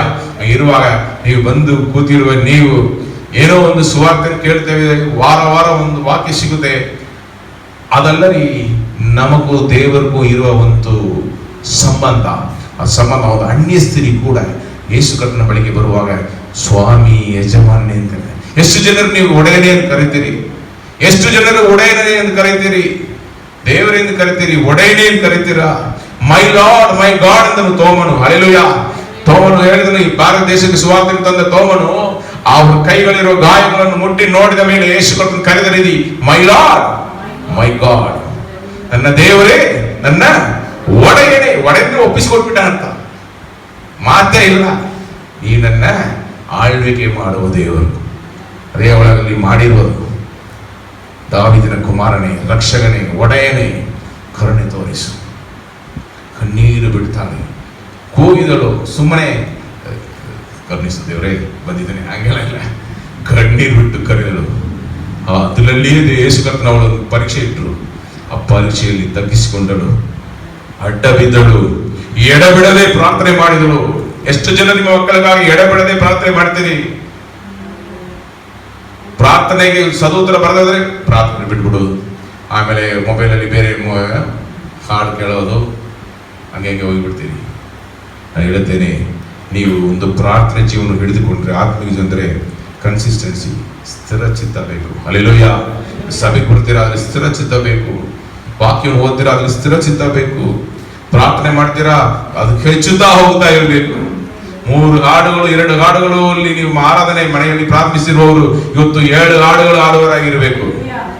ಇದೇ ತೃಪ್ತಿ ಕೊಡ್ತಾ ಇಲ್ಲ. ಎಷ್ಟೋ ಸಾರಿ ನಾನು ಪ್ರೇಯರ್ಲಿ ಕೂತ್ಕೊಂಡು ಒಂದು 7 ಹಾಡು ಹಾಡಿದ ಮೇಲೆ ಇನ್ನೊಂದು 2 ಹಾಡು ಹಾಡಿಬಿಡೋಣ ಎಂದು ಯೋಚನೆ ಬರುತ್ತೆ. ಆ ರೀತಿಯಲ್ಲಿ ಇರುವುದೇ ನಿಜವಾದ ಆತ್ಮೀಯ ದಾಹ. ದೇವರನ್ನು ಹುಡುಕುವುದು, ಆ ಪ್ರಸನ್ನತೆ ಇನ್ನೂ ಹೆಚ್ಚಾಗಿ ಬಯಸುವುದು, ಅದು ತೃಪ್ತಿ ಆಗಬಾರದು, ಅದಕ್ಕೆ ಹೆಚ್ಚುತ್ತಾ ಹೋಗ್ತಾ ಇರಬೇಕು. ಹಲ್ಲೆಲೂಯಾ. ನೀವು ಎಷ್ಟು ಪ್ರಾರ್ಥನೆ ಮಾಡ್ತೀರೋ ಅಷ್ಟು ನೀವು ದೇವರ ಮಕ್ಕಳಾಗಿ ಬದುಕುವಿರಿ. ನಿಮ್ಮ ಪ್ರಾರ್ಥನೆಗಳಿಗೆ ಸದೋತ್ತರ ಸಿಗುವುದು. ಇಲ್ಲಿ ಅವಳು ಬಿಟ್ಟಿರಲಿಲ್ಲ, ಸದೋತ್ತರ ಸಿಗ್ತಾ ಇಲ್ಲ, ಬಿಟ್ಟಿರಲಿಲ್ಲ, ತಗ್ಗಿಸಿಕೊಂಡಳು, ಅಡ್ಡ ಬಿದ್ದಳು, ಎಡಬಿಡದೆ ಅವ್ರ ಪಾದವನ್ನು ಹಿಡಿದುಕೊಂಡು ಕೇಳುವಾಗ ಅವಳ ನಂಬಿಕೆಯನ್ನು ನೋಡ್ತಾರೆ. ಇಷ್ಟು ಹೇಳಿದ ಮೇಲೆಯೂ ಅವಳ ನಂಬಿಕೆಯನ್ನು ಬಿಟ್ಟಿರಲಿಲ್ವಾ? ಬಿಡುಗಡೆ ಎಲ್ಲಿ ಬಿಡುಗಡೆ? ಮಗಳನ್ನ ಎತ್ಕೊಂಡು ಬಾ, ನಾನು ಬಿಡುಗಡೆ ಮಾಡ್ತೇನೆ ಹೇಳಿದ್ರ ಅವ್ರಿಗೆ ಹೇಳಿದ ತಕ್ಷಣವೇ ಆ ಗಳಿಗೆಯಲ್ಲಿ ಮನೆಯಲ್ಲಿ ದೆವ್ವಕಾಟದಲ್ಲಿದ್ದ ಮಗಳಿಗೆ ಬಿಡುಗಡೆ. ಸಾರ್ವಭೌಮ, ಸರ್ವವ್ಯಾಪಿ. ಇಲ್ಲಿ ಒಂದು ಮಾತುಗಳಿದ್ರೆ ಅಲ್ಲಿ ಸುಸ್ತವಾದ ಎಂತಹ ಅಪ್ಪನು ನಮ್ಮ ದೇವರು. ಹಲ್ಲೆಲೂಯಾ. ನಾವು ಆ ಒಂದು ದೇವರನ್ನು ಸ್ವಂತ ಒಡೆಯನಾಗಿ ಹೊಂದಿರುವ ನಾವು ಧನ್ಯರು. ನಾವಿನ್ನು ತಗ್ಗಿ ಗುಗ್ಗಿ ನಡೆಯೋದಕ್ಕೆ ಅವಶ್ಯಕತೆ ಇಲ್ಲ. ಹಲ್ಲೆಲೂಯಾ. ನಮ್ಮ ಹತ್ತಿರ ಇರುವ ದೇವರು ಸಾಕ್ಷಿ ಅಂತಲ್ಲ, ನಮ್ಮ ಹತ್ತಿರ ನಮ್ಮ ಒಂದು ವೇಳೆ ಕಣ್ಣುಗಳಿಂದ ನೋಡೋಕ್ಕಾಗಲ್ಲ, ಅವಾಗ ಅನುಭವಿಸ್ತೇವೆ. ಯಾವಾಗ ದರ್ಶನದಲ್ಲಿ ನಮ್ಗೆ ತೋರಿಸ್ಕೊಂಡು ಹೋಗ್ತಾರೆ. ನಾನು ಹೇಳ್ತೇನೆ, ಅವ್ರು ಯಾವಾಗಲೂ ನಮ್ಮ ಜೊತೆಲಿದ್ದಾರೆ. ಹಲ್ಲೆಲೂಯಾ. ಆದ್ರಿಂದ ತಾಯಂದಿರ ದಿವಸದಲ್ಲಿ ತಾಯಂದಿರಾಗಿರುವ ನಿಮಗೆ ಒಂದು ಸಂದೇಶ. ಈ ಮಗಳಿಗಾಗಿ ಪ್ರಾರ್ಥನೆ ಮಾಡಿದ ಆ ಒಂದು ತಾಯಿ ಕಣ್ಣೀರಾಗಿ ಎಷ್ಟು ಪ್ರೀತಿಯಿಂದ ಆ ಮಗಳ ಮೇಲೆ ಪ್ರೀತಿಯಿಂದ ಯೇಸು ಕರ್ತನ ಬಳಿಗೆ ಒಂದು ಪ್ರಾರ್ಥನೆ ಮಾಡಿದರು. ನಿಮಗೆ ಒಂದು ಜವಾಬ್ದಾರಿ, ನೀವು ಸಾಕ್ಷಿಗಳಾಗಿ ಬದುಕಿ ನಿಮ್ಮ ಮಕ್ಕಳಿಗಾಗಿ ಪ್ರಾರ್ಥನೆ ಮಾಡ್ತಾ ಇರಿ, ಎಡೆಬಿಡದೆ ಪ್ರಾರ್ಥನೆ ಮಾಡ್ತಾ ಇರಿ. ಅವನು ದೇವರ ದಾರಿಯಲ್ಲಿ ನೀವು ನಡೆಸಬೇಕು. ಹಣ್ಣಳ ಬಗ್ಗೆ ನಾವು ಹಳೆ ನಿಯಮದಲ್ಲಿ ನೀವು ನೋಡುವಾಗ ಅವಳು ತಾಯಿಯಾಗಿ ಆಗೋದಕ್ಕೆ ಮುಂಚೆನೆ ಅವಳ ದೇವರ ಮೇಲೆ ಭಯಭಕ್ತಿ ಉಳ್ಳವಳಾಗಿದ್ದಳು. ಸಮಸ್ಯೆಗಳು ಬಂದ ಮೇಲೆ ಬಂದವಳಲ್ಲ, ಅದಕ್ಕೆ ಮುಂಚೆನೆ ಅವರು ಆ ಒಂದು ಗೂಡಾರವನ್ನು ಅವರು ಹುಡುಕಿ ಹೋಗಿ ಆ ಒಂದು ಹಬ್ಬಗಳು ಬರುವಾಗ ಅವರು ಹೋಗಿ ದೇವರನ್ನು ಆರಾಧಿಸುವರಾಗಿದ್ದರು.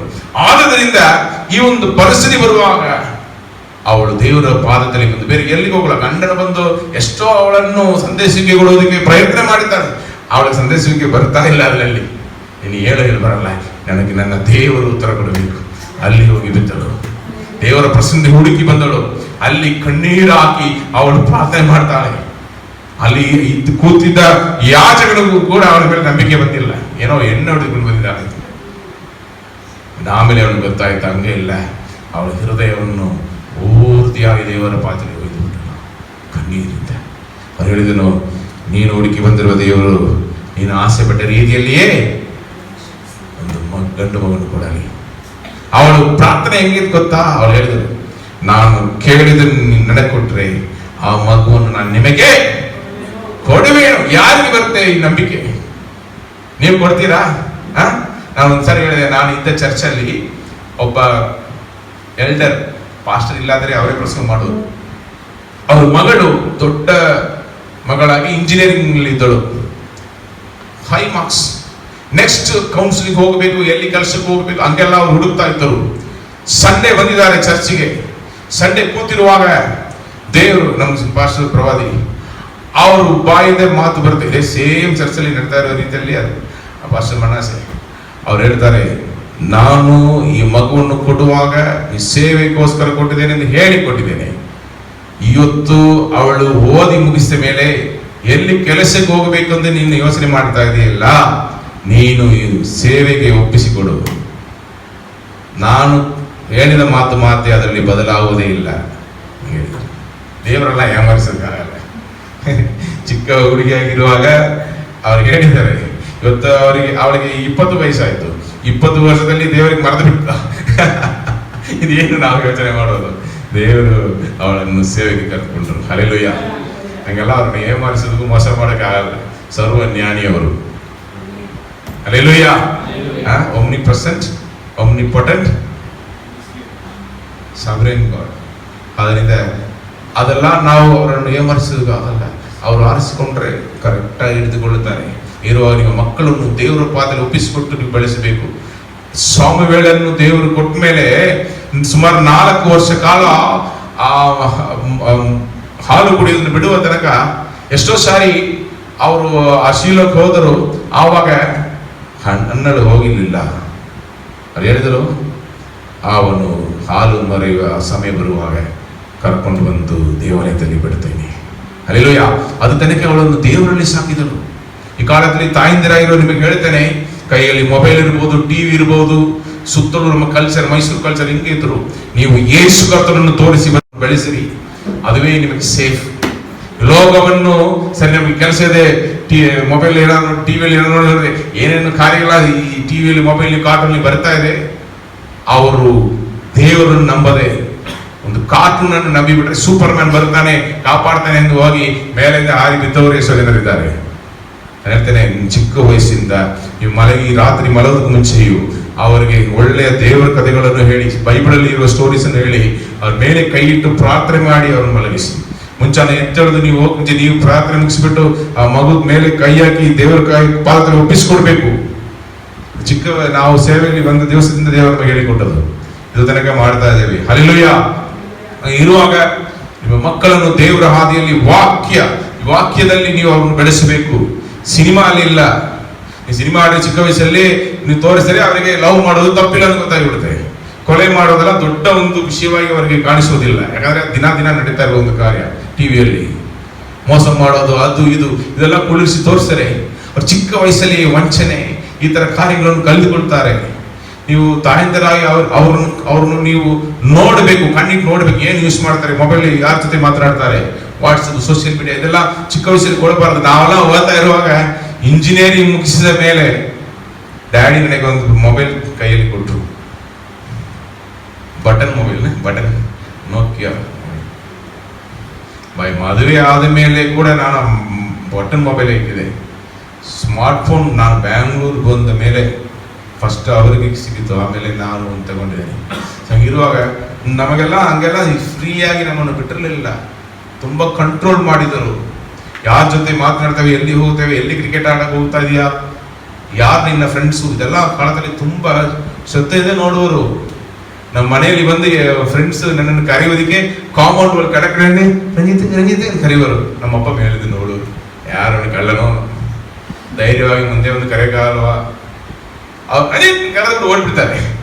ನಿನಗೆ ಮೆಸೇಜ್ ಬಂದಿದೆ, ಎಲ್ಲಿ ಕ್ರಿಕೆಟ್ ಇವತ್ತು, ಯಾರು ಅವನ ಹೆಸರು ಹೇಳು, ಅಪ್ಪನ ಹೆಸರು ಏನು, ಇದೆಲ್ಲ ಕೇಳ್ತಾರೆ ನಮ್ಮ ಡ್ಯಾಡಿ. ಫುಲ್ ಡೀಟೇಲ್ಸ್ ಕೊಡಬೇಕು. ಈ ಕಾಲದಲ್ಲಿ ಹಂಗೆಲ್ಲ ಏನಿಲ್ಲ, ಮುಂಚಾನೆ ನೋಡ್ತಾರೆ, ಸಂಜೆ ವಾಟ್ಸಪ್ ಅಲ್ಲಿ ಬಂದು ಕೂತಿರ್ತಾರೆ. ಹಾಗಿದ್ದಾನೆ. ಆಮೇಲೆ ಕಾಲ್, ವಿಡಿಯೋ ಕಾಲ್, ಸ್ನ್ಯಾಪ್ಚಾಟ್, ಅದು ಇದು ಹೊಸದಾಗಿ ಏನೇನೆಲ್ಲ ಬಂದಿದೆ, ಮಾತಾಡಿಕೊಂಡು ಕೂತಿರ್ತಾರೆ. ಅದೆಲ್ಲ ಏನು ರಿಲೇಶನ್ಶಿಪ್, ಫೇಕ್ ರಿಲೇಶನ್ಶಿಪ್ಸ್, ಹಾಳಾಗಿ ಬಿಡ್ತಾರೆ. ಯಾರು ಎಂಥವ್ರನ್ನೇ ಗೊತ್ತಿರಲಿಲ್ಲ. ದಯಮಾಡಿ ನೀವು ನಿಮ್ಮ ಮಕ್ಕಳನ್ನು ಕಂಟ್ರೋಲ್ ಮಾಡಿ, ದೇವರ ದಾರಿ ಯಾವುದು ತಪ್ಪು ಯಾವುದು ಸರಿ, ಸತ್ಯವೇದ ಏನು ಹೇಳ್ತದೆ, ಏನು ಮಾಡಬೇಕು ಏನು ಮಾಡಬಾರದು, ಪ್ರೀತಿ ಯಾರಿಗೆ ತೋರಿಸಬೇಕು ಯಾರು ತೋರಿಸಬಾರದು, ಪರಿಶುದ್ಧರ ಹೆಂಗೆ ಬದುಕಬೇಕು, ಇದೆಲ್ಲ ನಿಮಗೆ ಇರುವ ಕರ್ತವ್ಯಗಳು. ನಾಳೆ ನಿಮ್ಮ ಮಕ್ಕಳು ಹಾಳಾಗಿ ಹೋದ್ರೆ ನೀವೇ ಜವಾಬ್ದಾರಿಗಳು. ದೇವರ ಜವಾಬ್ದಾರಿಯಿಂದ ನೀವು ಹೇಳೋಕ್ಕಾಗಲ್ಲ. ನೀವು ನಿಮ್ಮ ಕೈಯಲ್ಲಿ ಕೊಡಲ್ಪಟ್ಟಿದ್ದಾರೆ, ನೀವು ದೇವರ ದಾರಿಯಲ್ಲಿ ಅವರನ್ನು ನಡೆಸಬೇಕು. ತಾಯಿಗೆ ಆ ಮಗುವಿಗೆ ಕಷ್ಟ ಬರುವಾಗ ಯೇಸು ಕರ್ತನು ಹುಡುಕಿ ಬಂದಳು. ಅಣ್ಣನಿಗೆ ಕಷ್ಟ ಬರುವಾಗ ದೇವರ ಆಲಯವನ್ನು ಹುಡುಕಿ ಬಂದಳು. ಅಲ್ಲಿ ಅವಳ ಸಮಸ್ಯೆಗೆ ಪರಿಹಾರ ಉಂಟಾಯಿತು. ಆ ಮಗುವನ್ನು ಅವಳು ದೇವರಿಗೆ ಪ್ರತಿಷ್ಠಿಸಿದಳು. ಆ ಮಗುವನ್ನು 4 ವಯಸ್ಸಾದ ಮೇಲೆ ಬಂದು ಆ ಯಾಜಕರ ಕೈಯಲ್ಲಿ ಒಪ್ಪಿಸಿಕೊಟ್ಟಳು. ತಿರುಗಿ ಹೋಗುವಾಗ ಅವಳು ಯೋಚನೆ ಮಾಡಿಲ್ಲ, ಅಯ್ಯೋ ಕೊಟ್ಬಿಟ್ಟೇನೆ ಎಂದಿಲ್ಲ. ಸತ್ಯವೇದ ಹೇಳುತ್ತದೆ, 5 ಮಂದಿ ಮಕ್ಕಳನ್ನು ದೇವರು ಕೊಟ್ಟು ಆಶೀರ್ವದಿಸಿದರು. 1 ಕೊಟ್ಟಲು 5 ಫ್ರೀ. ಆಮೇಲೆ ಕೊಟ್ಟವನು ಸಾಮಾನ್ಯವಾದ ಮನುಷ್ಯನ, ಇಸ್ರೇಲ್ ದೇಶದಲ್ಲಿ ಪರಿಶುದ್ಧರಾಗಿ ಬದುಕಿದ ನ್ಯಾಯಸ್ಥಾಪಕನು, ಯಾಜಕನು, ಪ್ರವಾದಿಯು, ಆಮೇಲೆ ಬೇರೆ ಇನ್ನೊಂದಿಲ್ಲ ಅಷ್ಟೇ. ಅರಸನ ಕೆಲಸ ಕೂಡ ಮಾಡಿದ್ದಾನೆ ಅವನು. ಹಾಗೆ ತಾನೆ? ಹೆಂಗೆ ಮಾಡಿದ? ಯಾರಿಗಾದ ಜ್ಞಾಪಕ ಇದೆಯಾ? ಹೇಳಕ್ಕಾಗತ್ತಾ? ಅರಸನಾದ ಸೌಲನು ಅಮೇಲೇಕ್ಯರೆಲ್ಲ ಒಂದು ಸಾಯಿಸ್ಬಿಟ್ಟು ಅಲ್ಲಿರೋ ಕುರಿ ಮರಿಗಳೆಲ್ಲ ಸಾಯಿಸ್ಬಿಡ್ಬೇಕಂತ ದೇವರು ಕಟ್ಲೆ ಕೊಟ್ಟರು. ಆವಾಗ ಇವನು ಏನು ಮಾಡಿದ? ಅರಸನ ಆಗಾಗನ್ನು ಸಾಯಿಸದೆ ಉಳಿಸಿ ಕರ್ಕೊಂಡು ಬಂದ. ಕುರಿ ಮರಿಗೆಲ್ಲ ಕೊಬ್ಬಿರೋದೆಲ್ಲ ಎತ್ಕೊಂಡು ಬಂದ. ಒಳ್ಳೆ ಕುರಿ ಮರಿ, ಬಿರಿಯಾನಿಗೆ ಚೆನ್ನಾಗಿರುತ್ತೆ ಅಂತ ದೇವರ ಮಾತಿಗೆ ಅವಿದೇನಾಗಿ ಎಲ್ಲ ಕರ್ಕೊಂಡು ಬಂದ. ಸ್ವಾಮಿಯನ್ನು ಅವನನ್ನು ನೋಡಕ್ ಹೋಗುವಾಗ ಕೇಳ್ತಾನೆ, ಇದೇನು ಶಬ್ದ ಬರ್ತಾ ಇದೆ, ದೇವರಿಗೆ ಬಲಿ ಕೊಡೋದಕ್ಕೆ ತಂದಿದ್ದೇನೆ. ಎಂತ ಒಂದು ಟ್ರಿಕ್ಕಿ ವರ್ಡ್ ಅದು. ಹೇಳ್ತಾನೆ, ಇವನು ಯಾರು ಇಲ್ಲಿ ಕೂತಿದ್ದಾನೆ, ಅರಸನ್ನು ಉಳಿಸ್ಬಿಟ್ಟು ಬಂದಾನೆ. ಅವನು ಕತ್ತಿನ ತಗೊಂಡು ಅಲ್ಲೇ ಮುಗಿಸ್ಬಿಟ್ಟನು. ದೇವರಿಗಾಗಿ ಆ ಒಂದು ಆಸಕ್ತಿ ಇದ್ದ ಪ್ರವಾದಿಗಳು. ಅವನು ಪ್ರಾರ್ಥನೆ ಮಾಡುವಾಗ ಮಳೆ ಬಂದಿತ್ತು. ಎಲಿಯನಿಗೆ ಮಾತ್ರ ಅಲ್ಲ, ಸ್ವಾಮಿವೇಳಿ ನಾವು ಪ್ರಾರ್ಥನೆ ಮಾಡುವವಳು ಮಳೆ ಬಂದದನ್ನು ನಾವು ನೋಡ್ತೇವೆ. ಅಷ್ಟು ವೈರಾಗ್ಯವಾಗಿ ಇದ್ದ ಒಂದು ಪ್ರವಾದಿ, ಒಂದು ತಾಯಿ ಆ ಮಗುವನ್ನು ದೇವರ ಪಾದದಲ್ಲಿ ಪ್ರತಿಷ್ಠಿಸಿ ಆ 4 ವರ್ಷ ಸುಮ್ಮನೆ ಇದ್ದಿದ್ದಳ. 4 ವರ್ಷ ಯೆಹೋವನ ಮಾತುಗಳು ಅವನ ಕಿವಿಯಲ್ಲಿ ಬಿದ್ದಿತ್ತು. ಯೆಹೋವನ ಮಾತು, ಹಾಡನ್ನು ಹಾಡುವವಳೆ ಅವಳು ದೇವರ ಬಗ್ಗೆ ಹೇಳಿಕೊಟ್ಟಿರ್ತಾಳೆ. ಇಲ್ಲಾದ್ರೆ 4 ವಯಸ್ಸಾದ ಮೇಲೆ ಆ ಮಗುವನ್ನು ನೀವು ಸ್ಕೂಲಿಗೆ ಕರ್ಕೊಂಡು ಹೋಗಿ ಈ ಮಕ್ಕಳನ್ನು ಫಸ್ಟ್ ದಿವಸ ಸೇರಿಸುವಾಗ ಹೆಂಗಿರ್ತೇವೆ ನೋಡಿರಿ, ಅವ್ರು ಉಲ್ಲಾಸನ ಮಾಡುವರು. ನಾನು ಹೋಗಲ್ಲ ಅಮ್ಮ ಕರ್ಕೊಂಡು ಹೋಗುವುದು, ಫುಲ್ಲು ಕಣ್ಣೀರು ಕಾವಿರಿ ತುಂಬಿ ಬಿಡುತ್ತೆ. ಅಷ್ಟು ಕಣ್ಣೀರು ಬಿಡ್ತಾರೆ. ಜಬಿಷ ಎಲ್ಲ ಒಂದು ಪೆದಸ್ತ ಸ್ಕೂಲಲ್ಲಿ ಒಂದು ಟೀಚರ್ ಕೈಯಲ್ಲಿ ಬಿಡೋದಕ್ಕೆ ಅವಳು ಉಲ್ಲಾಸನ ಮಾಡಿದ್ರಪ್ಪ. ಆಮೇಲೆ ಹೋಗಿ ಬೇರೆ ಕ್ಲಾಸ್ ರೂಮಲ್ಲಿ ರಿಕ್ವೆಸ್ಟ್ ಮಾಡಿ ಕಳಿಸಿದ್ರೆ ಹಂಗೆ ಇರುವಾಗ ಸ್ವಾಮಿವೇಳನ್ನು 4 ವಯಸ್ಸಲ್ಲಿ ಆ ಒಂದು ಕರ್ತನ ಗೂಡಾರದಲ್ಲಿ ಹೋಗುವಾಗ ಕಣ್ಣೀರು ಬಿಟ್ಟಿರಲಿಲ್ಲ, ಧೈರ್ಯವಾಗಿ ಹೋದನು. ಕಾರಣ ಏನು ಗೊತ್ತಾ? ತಾಯಿ ಬೆಳೆಸಿದ ರೀತಿ, ಸಾಕಿದ ರೀತಿ, ದೇವರನ್ನು ತೋರಿಸೋದು. ಇವತ್ತು ನೀನು ಇವತ್ತಿಂದ ನೀನು ದೇವರ ಸೇವಕನು. ಅವ್ರ ಪ್ರಸನ್ನತೆಯಲ್ಲಿ ಹೋಗಿ ಅವ್ರು ಏನು ಮಾತನಾಡ್ತಾರೋ, ಏನು ಹೇಳ್ತಾರೋ ಮಾಡು. ಅಲ್ಲಿ ಯಾಜಕರಿದ್ದಾರೆ, ದಾರಿ ನಡೆಸು, ಹೋಗು ಅಂದರು. ಧೈರ್ಯವಾಗಿ ಹೋದ ಕಾರಣ ಆ ತಾಯಿ. ಸತ್ಯವೇದ ಹೇಳ್ತದೆ, ಎಬ್ರಾಯದವರಿಗೆ ಅಧ್ಯಾಯ 6:4, ತಂದೆಗಳೇ ಅಂದ್ರೆ ತಾಯಂದಿರು ಒಳಗಡೆ ಬಂದ್ಬಿಡ್ತಾರೆ. ನಿಮ್ಮ ಮಕ್ಕಳಿಗೆ ಕೋಪವನ್ನು ಎಬ್ಬಿಸದೆ ಕರ್ತನಿಗೆ ಮೆಚ್ಚಿಗೆಯಾಗಿರುವ ಬಾಲ ಶಿಕ್ಷೆಯನ್ನು ಬಾಲೋಪದೇಶವನ್ನು ಮಾಡುತ್ತಾ ಹಲ್ಲೆಲೂಯಾ ಹಲ್ಲೆಲೂಯಾ.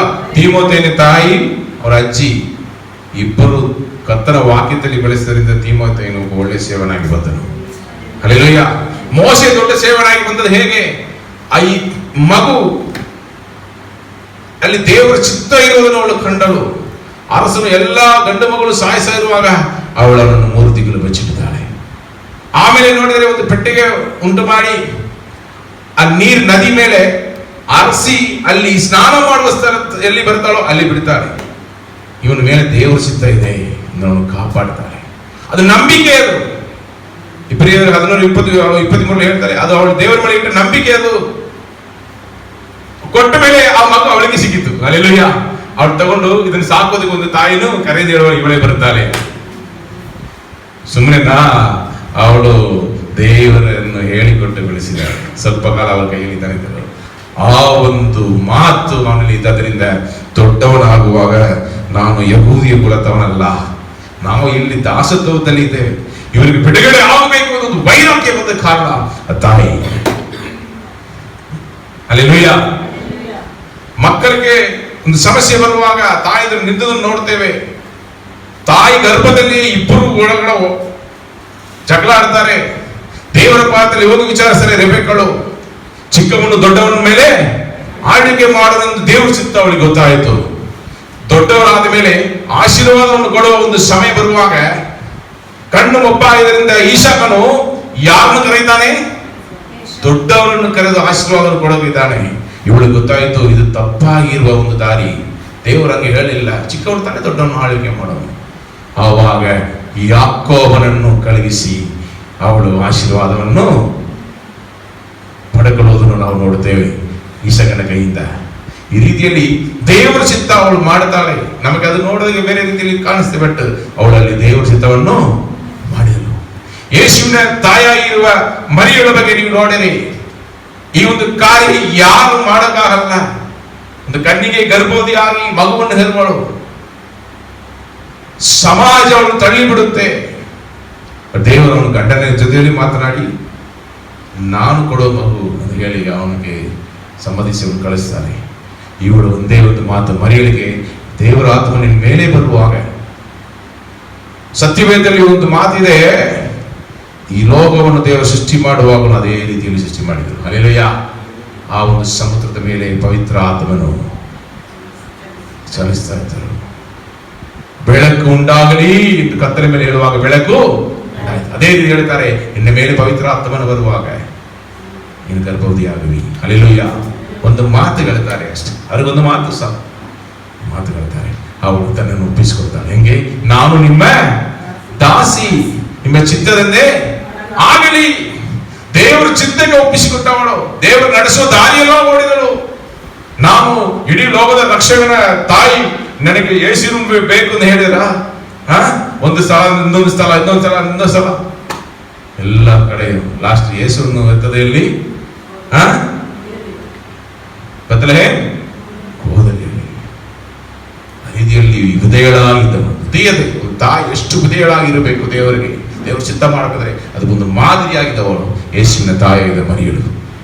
ಹಲ್ಲೆಲೂಯಾ. ಈ ರೀತಿಯಲ್ಲಿ ನಮಗೆ ಎಷ್ಟೋ ಎಕ್ಸಾಂಪಲ್ಸ್ ನಾವು ಬೈಬಲ್ ಅಲ್ಲಿ ನೋಡಬಹುದು. ತಾಯಂದಿರೆಂದರೆ ಒಂದು ದೊಡ್ಡ ಭಾಗ್ಯ. ತಂದೆ ಒಂಥರ ಸ್ಟಬಾನ್ ಆಗಿರ್ತಾರೆ, ಬಟ್ ತಾಯಿ ಬಗ್ಗೆ ಹೇಳುವಾಗ ಯೇಸು ಕರ್ತನು ಸತ್ಯವೇದದಲ್ಲಿ ಒಂದು ವಾಕ್ಯ ಇದೆ, ತಾಯಿಯು ಸಂದೇಹಿಸುವ ಹಾಗೆ ನಾನು ನಿಮ್ಮನ್ನು ಸಂದೇಶಿಸುವಿಕೆಯನ್ನು ಕೊಡು, ಪ್ರೀತಿಯನ್ನು ಕೊಡುವಳು. ಮನೆಯಲ್ಲಿ ಅಪ್ಪನ ಹೊಡೆಯಕ್ಕೆ ಬರುವಾಗ ಮಕ್ಕಳು ಎಲ್ಲಿ ಓಡಿ ಹೋಗ್ತಾರೆ? ಅಮ್ಮ ಅಮ್ಮ ಅಮ್ಮ ಅಮ್ಮ ಅಮ್ಮನ ಅಮ್ಮ ಅಮ್ಮನ ಸುತ್ತಿ ಓಡುವರು, ಅಮ್ಮನೇ ಕಾಪಾಡುವರು, ಸೇವಿಯರು ಅವರೇ. ಇರುವಾಗ ಆ ತಾಯಿ ಪ್ರೀತಿ ತೋರಿಸುವರು, ಸದಸ್ಯಗಳು ಕರುಣೆ, ದಯೆ ಎಲ್ಲ ತೋರಿಸುವ ಗುಣಗಳು ಇರಬೇಕು. ಈ ಕಾಲದಲ್ಲಿ ತಾಯಂದಿರಿಗೆ ಆ ಒಂದು ಗುಣಗಳಿದೆಯಾ? ನಾವು ನಮ್ಮನ್ನು ಪರೀಕ್ಷಿಸಬೇಕು. ಎಷ್ಟು ಕೆಟ್ಟವರಾಗಿದ್ರು ಅವರನ್ನು ಪ್ರೀತಿಸೋರು, ಹಾಗೆ ತಾನೆ? ಇಲ್ಲಿ ಅಮ್ಮ ಕೂತಿದ್ದಾರೆ, ಅವನು ಊಟ ಮಾಡಿದನಾ, ಎಲ್ಲಿ ಮಲಗಿದ, ಏನು ಊಟ ಮಾಡಿದೆಯಾ, ಟೀ ಕುಡಿದ್ಯಾ, ಇವತ್ತು 100 ಸಾರಿ ಫೋನ್ ಮಾಡಿ ಅವನನ್ನು ವಿಚಾರಿಸೋದು. ಆಮೇಲೆ ಅವನು ಸುಮ್ಮನೆ ಏನಾದ್ರು ಹಿಂಗೆ ಮಾಡಿಕೊಂಡಾನೆ, ಬಿಡಮ್ಮ, ಇಲ್ಲಮ್ಮ ಏನಾದರೂ ಅವನು ನನ್ನ ಮಗನೇ, ಹೆಂಗಿದ್ರು ಅವನು ಕಷ್ಟಪಟ್ಟರೆ ನನಗೆ ಆಗಲ್ಲ. ಈ ವಯಸ್ಸಲ್ಲಿ ಅವನು 47 ವಯಸ್ಸು, ನನ್ನ ವಯಸ್ಸಿದ್ರು, ಇವತ್ತು ವಿಚಾರಿಸಿದ್ರು ಫೋನಲ್ಲಿ, ಎಲ್ಲಿದೆಯಾ, ಊಟ ಆಯ್ತಾ, ರಾತ್ರಿ ಎಲ್ಲಿ ಮಾಡೈತೆ, ಟೀ ಕುಡಿದ್ಯಾ? ಇದು ಅಲ್ವಾ ಪ್ರೀತಿ? ಹಲ್ಲೆಲೂಯಾ. ಈ ರೀತಿಯಲ್ಲಿ ನಮ್ಮಲ್ಲಿ ದೇವರ ಪ್ರೀತಿ ಇದ್ರೆ ಮಾತ್ರ.